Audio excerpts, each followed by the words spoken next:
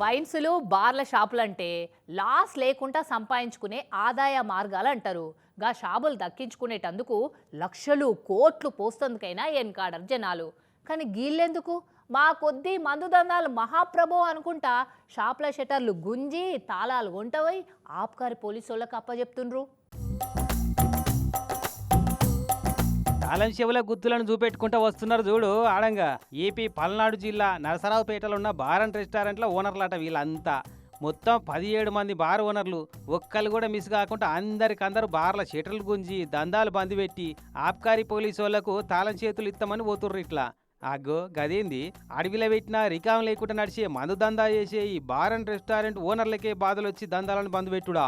అంత బాధ ఏమొచ్చింది అని అంటే, ఇంత దిగజారి మేము ఇక్కడికి వచ్చామంటే దానికి కారణం ఎక్సైజ్ పోలీస్ శాఖ వైన్స్ వాళ్ళకి ఇష్టారాజ్యంగా అమ్ముకోండి మీరు ఏం కాదు అని చెప్పి చెప్పడం వల్లే ఈరోజు సిట్టింగ్ వేయడం వల్లే మేము ఇక్కడికి రావడం జరిగింది.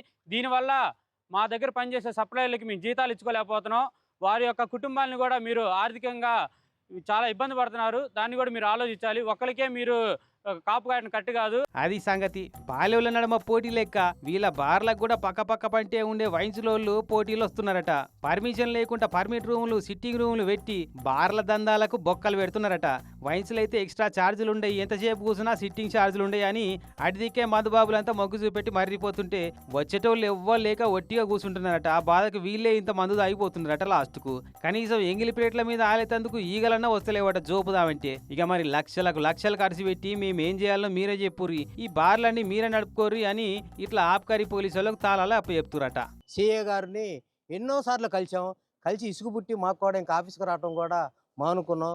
ఈ రోజు తప్పని పరిస్థితుల్లో ఇదే లాస్ట్ రోజు అనుకొని మేమందరం కలిసి తాళాలు వేసి ఈ రోజున మీకు ఆఫీస్లో హ్యాండ్ ఓవర్ చేయాలని వచ్చాం. కానీ ఎంత చెట్టుకు అంతే గాలన్నట్టు బార్ అండ్ రెస్టారెంట్ వాళ్ళకు కూడా బాధలు ఉంటాయి చూడు.